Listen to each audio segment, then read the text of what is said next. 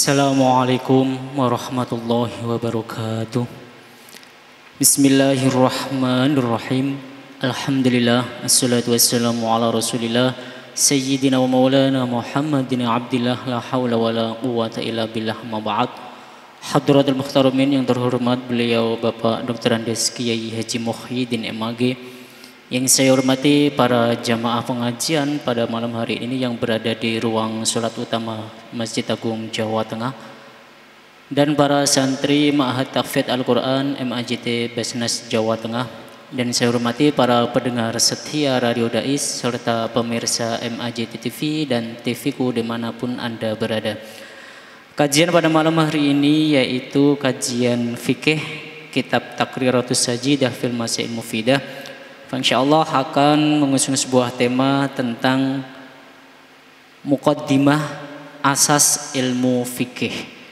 Untuk itu apabila nanti para jamaah dan para santri yang ingin bertanya bisa ditanyakan langsung kepada narasumber kita, guru kita, beliau Bapak Dr. Andes Kiai Haji Muhyiddin MAG.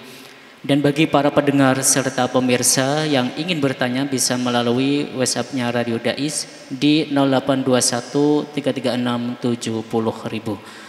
Untuk mengawali kajian pada malam hari ini, terlebih dahulu mari kita buka dengan bacaan umul kitab Liridhaillah wa li syafaati Rasulillah. Al-Fatihah.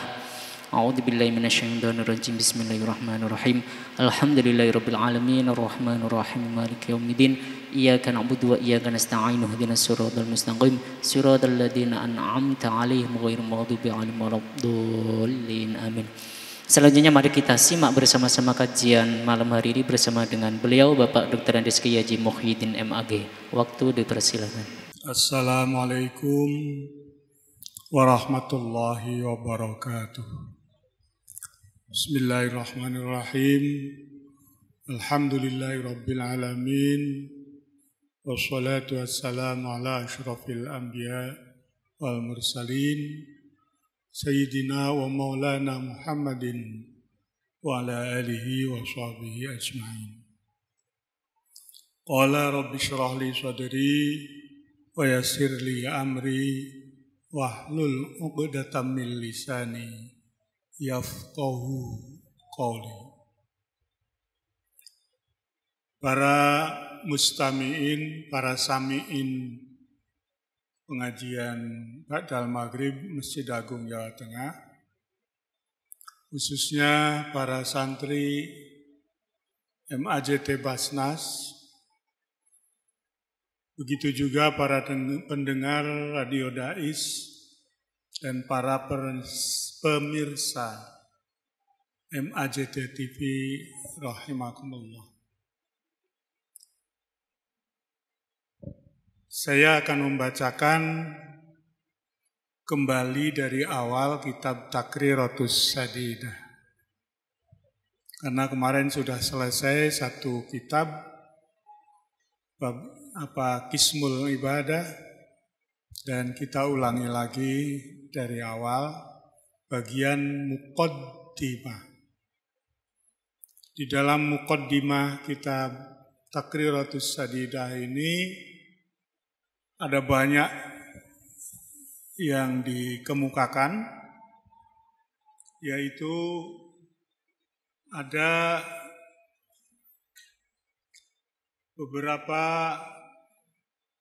muqaddimah mengenai al-hissu ala ta'allumi wa tafaqquh fid-din.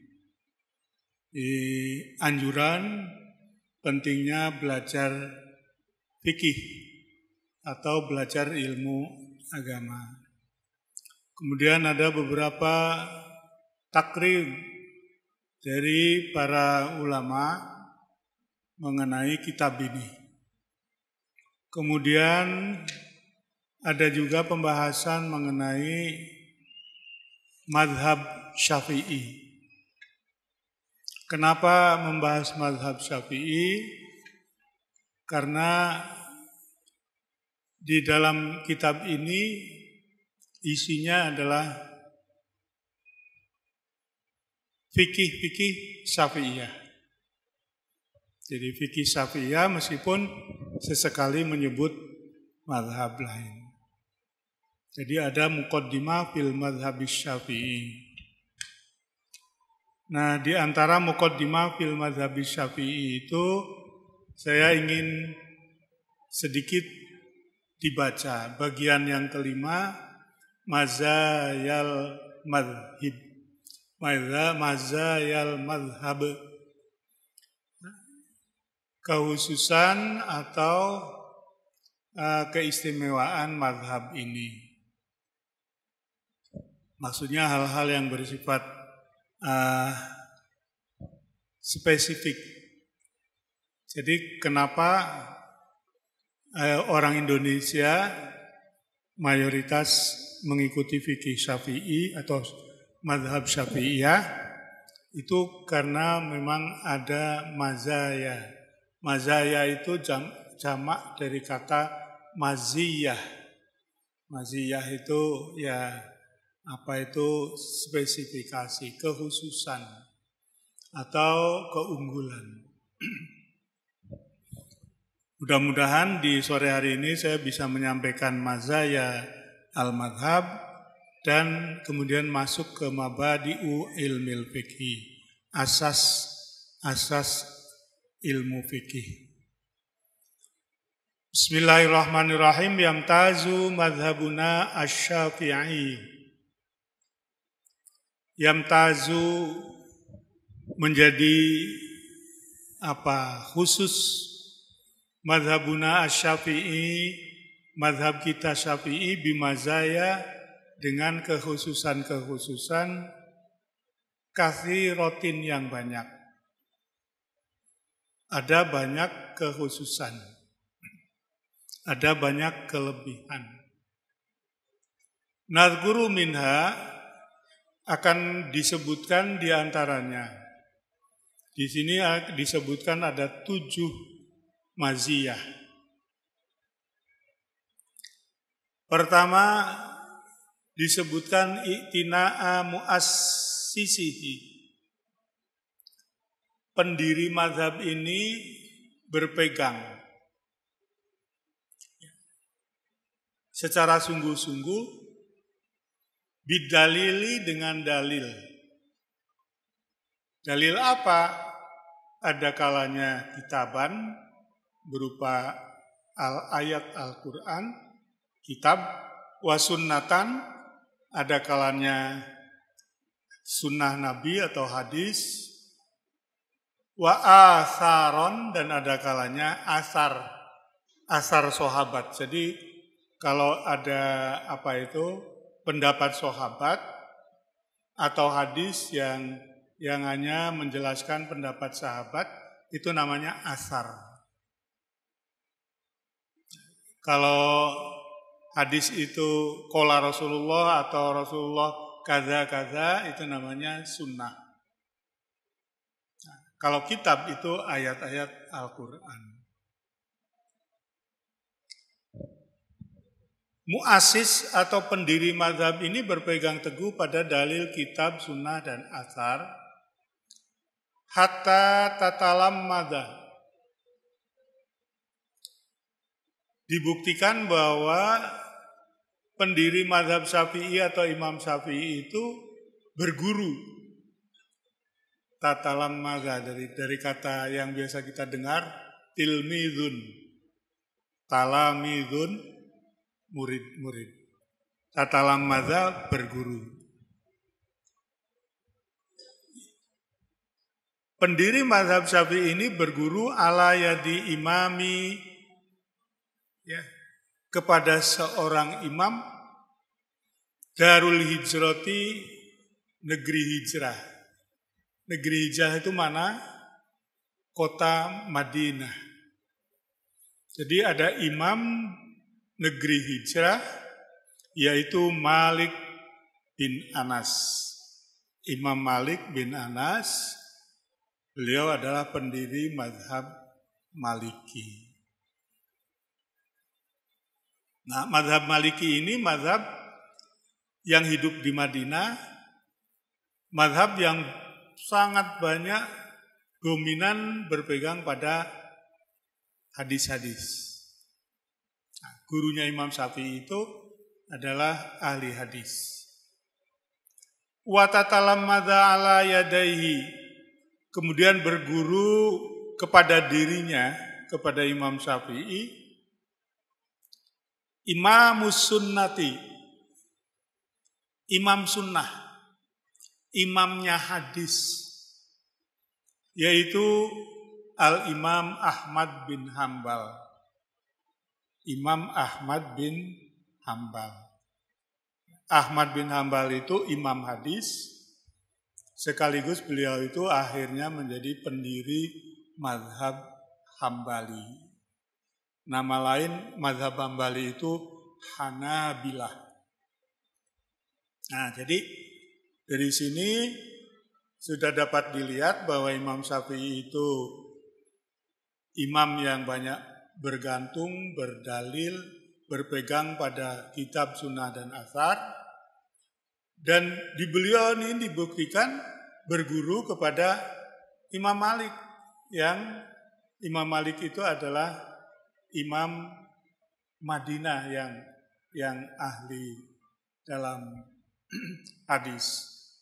Begitu juga terbukti bahwa ada murid yang berguru kepada Imam Syafi'i yang akhirnya menjadi imamus sunnah. Imam sunnah, imam hadis, alias ahli hadis, itu Imam Ahmad bin Hambal.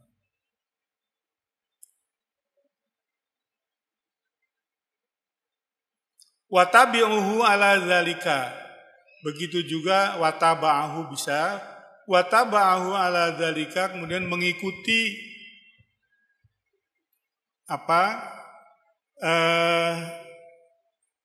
garis itu, a'immatul madhab, para imam madhab, hatta soro minhum, sehingga para imam-imam madhab itu kibarul huffadhi, menjadi pembesar ahli hadis. Al-huffadhi itu maksudnya orang-orang yang ahli, yang hafal hadis. Al-Baihaqi seperti Imam Baihaqi, wa Ibnu Hajar seperti Ibnu Hajar Al-Asqalani. Wa qamu bi khidmatil madhab. Para ulama tadi itu berada di posisi sebagai pembela madhab, maksudnya madhab Syafi'i, bil adil natin nasiyati, dengan berdasarkan dalil-dalil nas. Hoyatal khidmati, dengan khidmah yang sungguh-sungguh. Bal huffadhu syafi'iyati, bahkan para ahli hadis mazhab Syafi'i itu min haitsul adad, dilihat dari jumlahnya, itu qorobatu syatri huffadhil ummah, hampir separuh huffadhul ummah. Nah, jadi ini argumentasi bahwa satu kelebihan Imam Syafi'i itu sangat dominan bergantung pada kitab, sunnah, dan athar.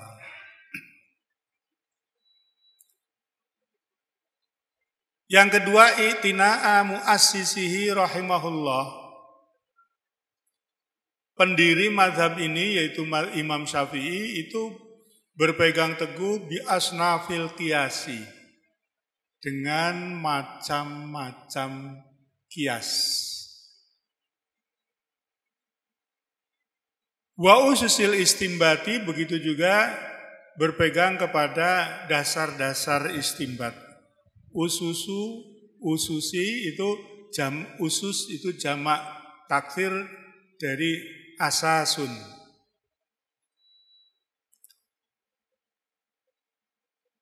Wa ususil istimbati, dasar-dasar istimbat. Istimbat itu kata lain dari ijtihad, menggali hukum.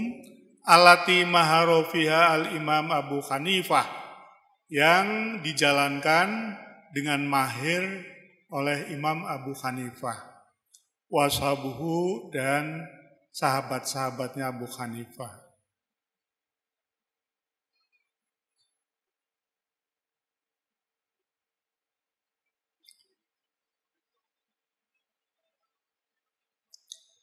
Nah, jadi di samping pertama berdasarkan dalil kitab sunnah athar, juga Imam Syafi'i ini mendasarkan pada qiyas, di mana qiyas itu populer menjadi keahliannya Imam Abu Hanifah.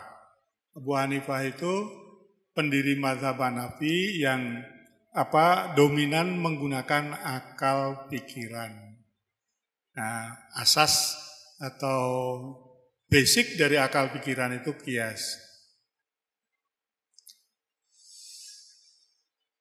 Wa kana awwala man, Imam Syafi'i adalah orang pertama, awwala man, sonnafa yang mengarang fi ilmi usulil fikhi, mengarang kitab usul fikih. Nah, nanti ada penjelasan atau di depan ini ada penjelasan salah satu karya Imam Syafi'i yang terkait dengan usul fikih itu namanya kitab Ar-Risalah.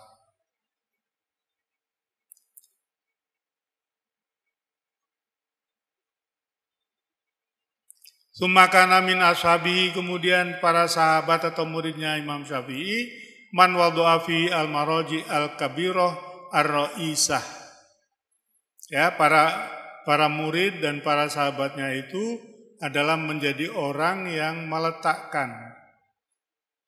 Jadi peletak batu pertama al-maraji al-kabirah, kitab-kitab besar. Ar-ra'isah yang menjadi rujukan pokok. Rois pokok. Kal imamaini, seperti dua imam, siapa? Al-Juwaini wal Ghazali. Imam Juwaini dan Imam Ghazali, wa ghairihima, dan yang lain-lainnya. Nah, jadi di satu sisi Imam Syafi'i itu berdasar dalil, di sisi lain beliau ini juga berdasar pada qiyas.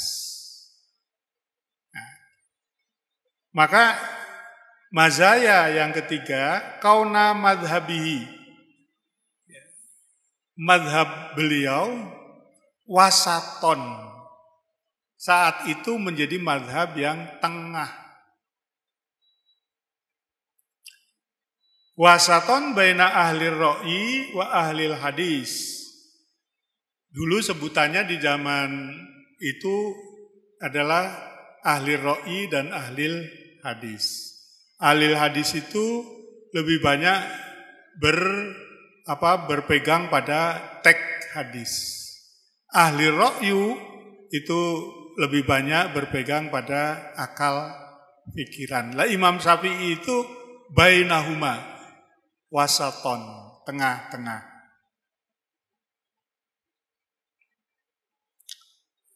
Nah, memang biasanya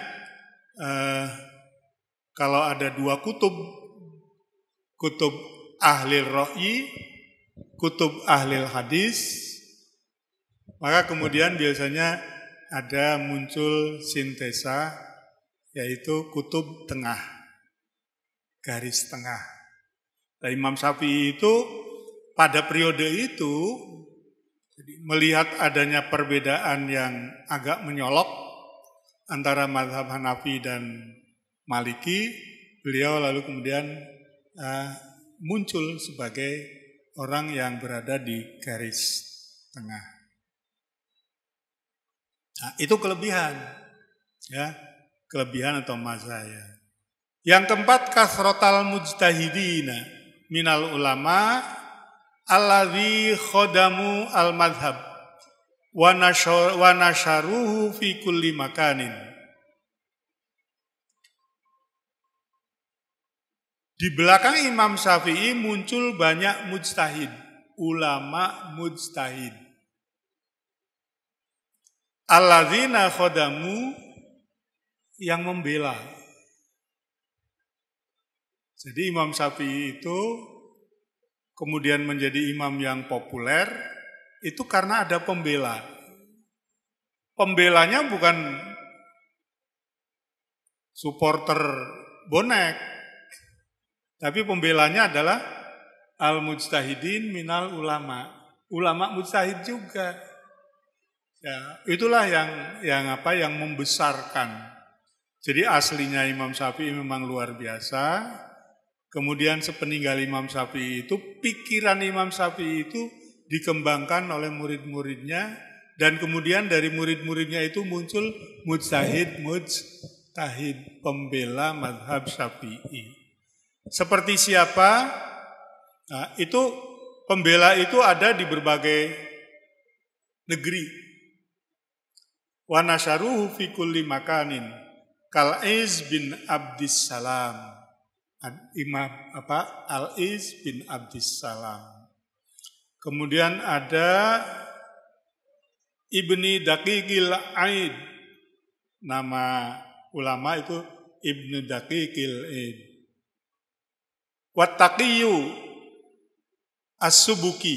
Ini terkenal dengan Imam As-Subuki. Wassuyuti, Imam Suyuti. Wairihim dan lain-lain. Jadi ini ya kalau bahasa mentereng fanatiknya itu kehebatan Imam Syafi'i. Saya ulang, pertama karena dalilnya kuat, kitab, sunnah, asar, kiasnya kuat, ya, dipengaruhi oleh mazhab Hanafi. Meskipun Imam Syafi'i tidak ketemu dengan Imam Hanafi.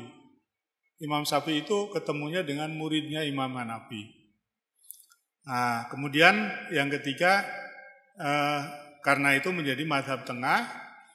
Kemudian kebesarannya lagi karena muncul berbagai ulama mujtahid yang membela mazhab itu. Itu sudah 4 kelebihan. Yang kelima, kasrotal kutubi. Banyak muncul kitab. Allati allafaha al-ulama'u. Yang dikarang oleh para alim ulama fi tahqiqil madhab. Dalam rangka kitab itu dikarang oleh ulama dalam rangka mentahqiq madhab Syafi'i. Menjelaskan, mengurai.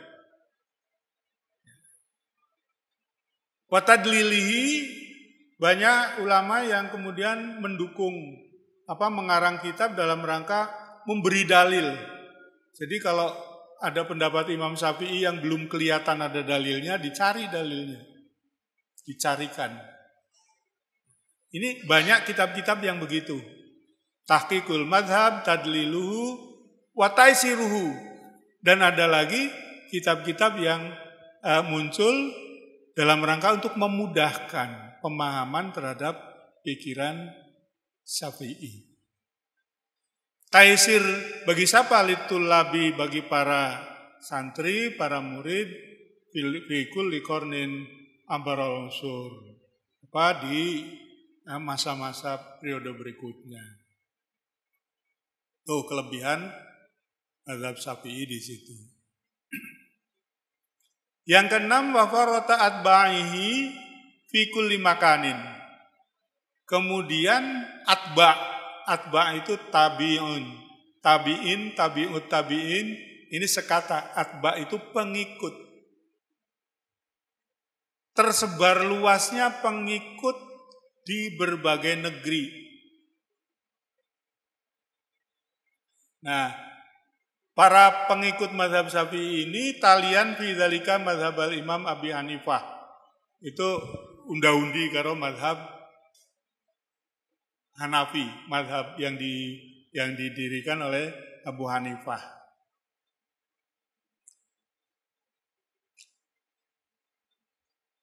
Fahum muntashiruna, mereka para pengikut Imam Syafi'i itu tersebar fil buldani, di dalam atau di berbagai negeri.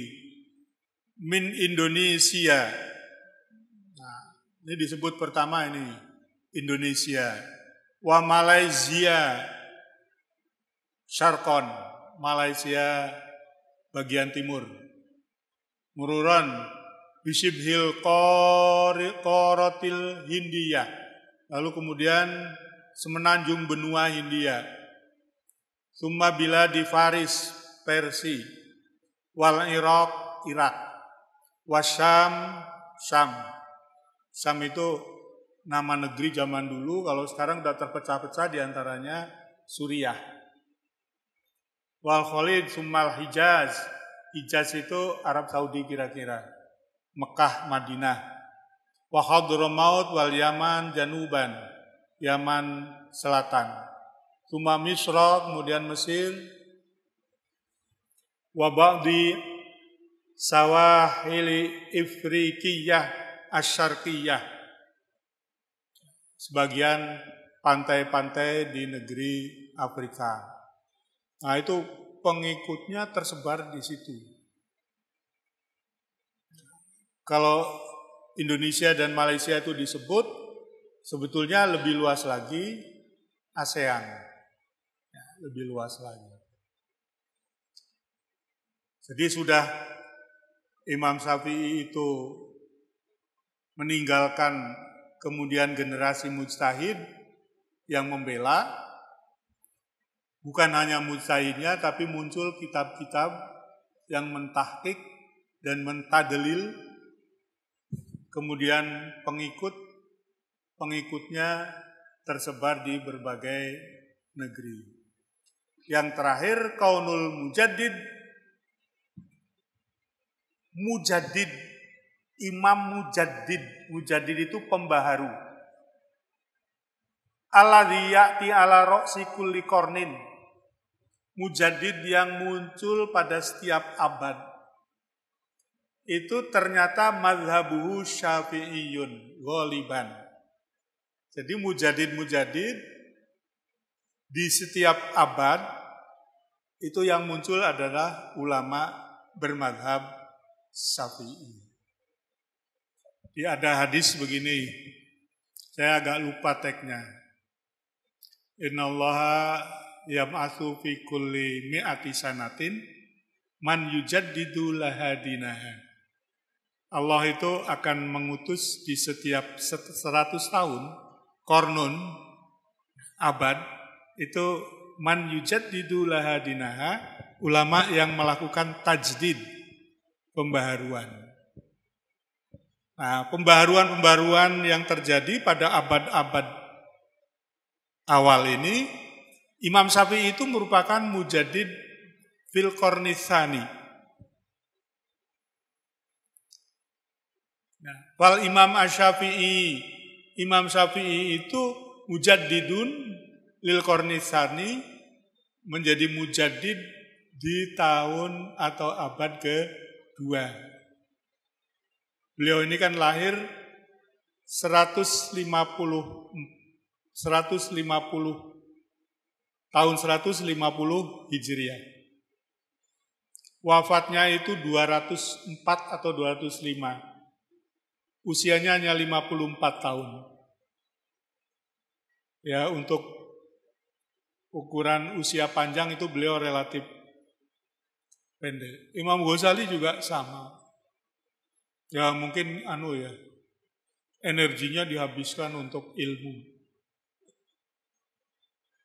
Energinya dihabiskan untuk ilmu, ngarang, ya, taklif, sehingga kelelahan fisiknya itu. Bayangkan Imam Ghazali berapa puluh kitab. Imam Syafi'i ingat saja zaman itu dia menulis banyak makalah. Ya memang kalau orang itu dikehendaki oleh Allah itu akan menjadi orang yang berprestasi, meninggalkan amal kebaikan, maka disuruh cepat meninggalkan berkarya nanti terus meninggal. Wa Abul Abbas bin Suraj mujaddidu lil qarnis tsalis. Abul Abbas bin Suraj pada abad ketiga, wa Abu Thayyib Sahal As-Sal'uqi lirabi, Abu Thayyib untuk abad keempat, wa Abu Hamid Al-Ghazali lil Khamis. Abu Hamid Al-Ghazali, Imam Ghazali itu abad ke-5, wal Fakhrur Razi lis Sadis, wan Nawawi lis Sabi, Imam Nawawi untuk bukan Nawawi Bantani ya, Nawawi. Wal Isnawi lisamin wa Ibni Hajar al-Asqalani litasi wa Suyuti lil Ashir alakhtilafin wa tafsilin bidzalika, tetapi penyebutan mujaddid setiap tahun, setiap kurun itu beda-beda pendapat. Alakhtilafin wa tafsilin. Nah, itulah apa itu mazayal madhab, keunggulan madhab Syafi'i. Kemudian selanjutnya mabadi'u ilmil fikih. Ini ada dasar-dasar atau asas-asas ilmu fikih. Qala fiha al-allamah as-Sabban rahimahullahu ta'ala. Disebutkan oleh ulama yang bernama Sabban rahimahullahu ta'ala dalam bentuk syair ini ya. Inna mabadi kulli fannin asyarah al-haddu wal maudu'u thummas samarah. Dasar-dasar setiap bidang itu ada 10. Pertama al-haddu wal maudu'u thummas samarah. Al-haddu itu nanti disebut ta'rif, maudu' itu sasarannya, asamroh itu buah, artinya faedahnya apa, wa fadluhu keutamaannya, wa nisbatun positioningnya, nisbatnya dalam ilmu agama, wal wadi kemudian siapa pengarangnya, peletaknya, wal ismu namanya, al istimdadu kemudian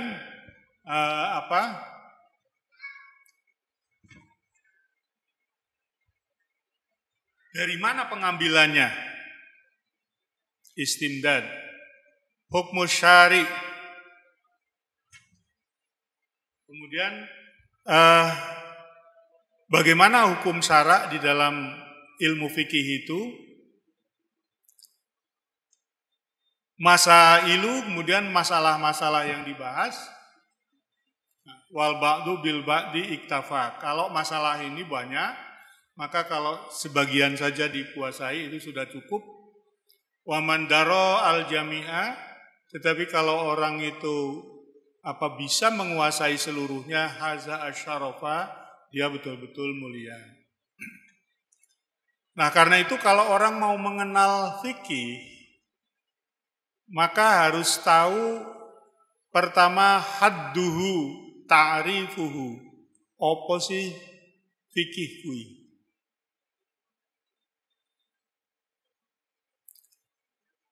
Di dalam kitab-kitab usul fikih maupun fikih itu sendiri banyak takrif, diantaranya takrif al-Imam As-Subuki. Fikih ditakrifkan oleh Imam As-Subuki bi'annahu al-ilmu bil ahkami syar'iyyati al-amaliyati al-muktasab min adillatihat tafsiliyah.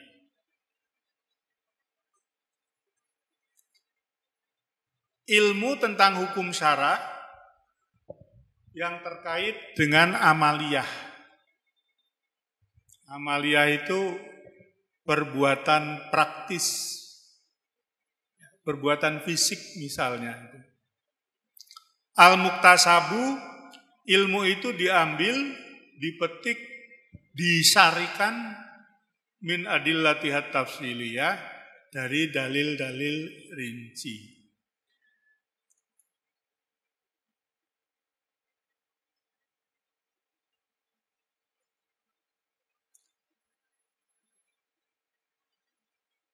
Jadi begini kira-kira, hukum syara, berarti fikih itu adalah pengembangan dari syariah.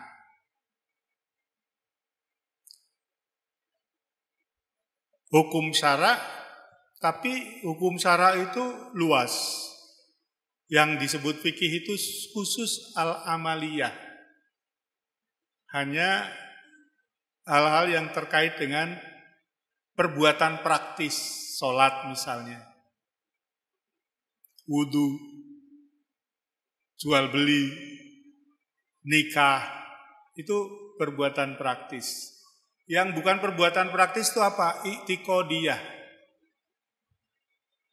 keyakinan. Kamu percaya bahwa Allah Esa, itu tidak ada perbuatan praktis terkait dengan keesaan Allah, kecuali diwujudkan dalam bentuk amaliyah, karena mengakui keesaan Tuhan, lalu orang sholat. Nah, yang sholat itu yang fikih. Iman kepada Rasul. Iman kepada Rasul itu i'tiqodiyah. Lalu dengan iman kepada Rasul, orang mentaati perintah-perintah Rasul. Perintahnya apa? Ya itu, ya sholat, berbuat adil, dan sebagainya. Itu namanya amaliyah. Hukum-hukum tersebut al-muktasab. Disarikan, diambil, cara mengambilnya itu, muktasab itu tidak tinggal ambil, tetapi memerlukan daya nalar yang tinggi. Nah, itulah disebut dengan ijtihad. Jadi ilmu yang disarikan dari Al-Quran misalnya, dalilnya itu atau hadis misalnya, tapi dengan cara ijtihad. Nah, berarti yang bisa melahirkan fikih itu adalah mujtahid. Nama lain dari mujtahid fikih itu fuqaha, jamak dari faqihun, ahli fikih, pencetak fikih, dia kemudian jamaknya fuqaha. Maudhu'uhu, adapun maudhu, sasaran yang menjadi objek ilmu fikih itu apa? Yaitu af'alul mukallafin, perbuatan dari para manusia mukallaf. Manusia mukallaf, nanti pembahasan mukallaf di tempat lain. Mukallaf itu orang yang bisa menerima beban hukum. Berakal, baligh. Sampai udah baligh belum, Mas? Kurang sedikit ya.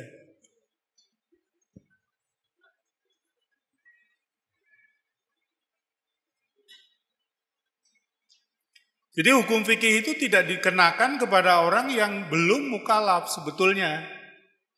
Belum mukallaf itu masih kecil. Kalau di dalam fikih ada wujubus sholah, maka wujubus sholah itu diberikan, disasarkan kepada al-mukallaf. Anak kecil enggak wajib pada dasarnya, belum. Cuma malayatimul wajibil ladhi, bahwa wajib kalau anak nanti begitu mukallaf, begitu baligh itu tidak bisa melaksanakan tugas kewajiban agama, ya harus dilatih. Nah, melatih ini menjadi kewajiban pendidik. Pendidik utama pertama di rumah tangga itu orang tua.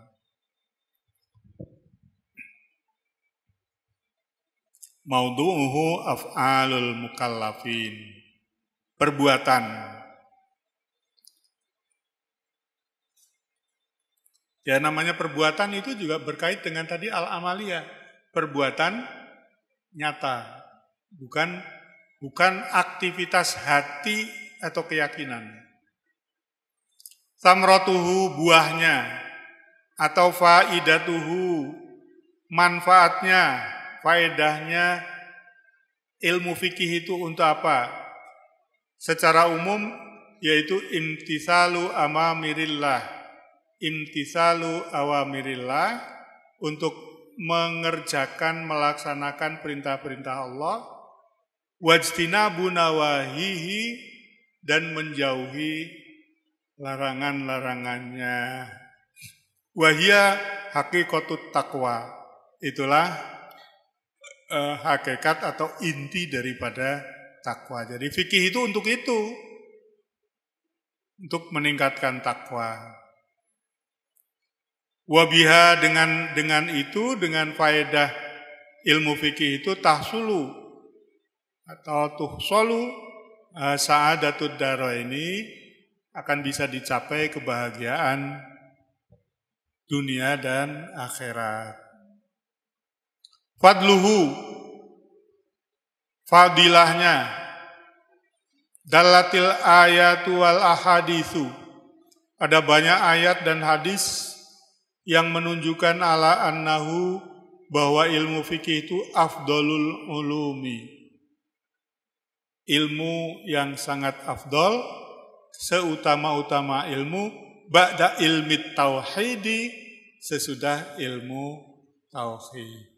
Tauhid, kemudian fikih.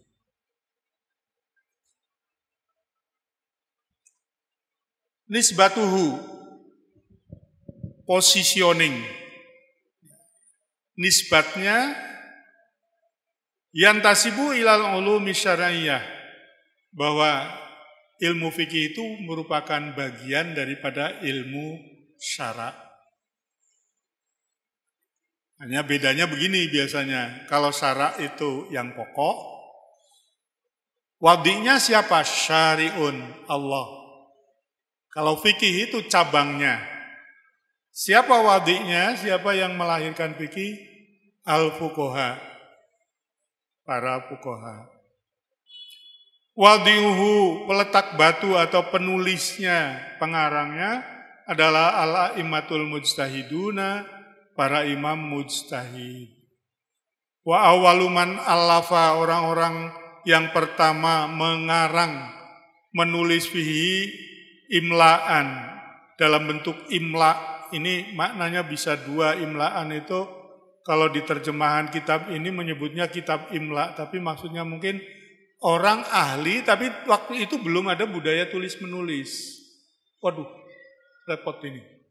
Tolong Mas diamankan Mas. Jadi kalau membawa najis itu, pegang dengan baik. Nah.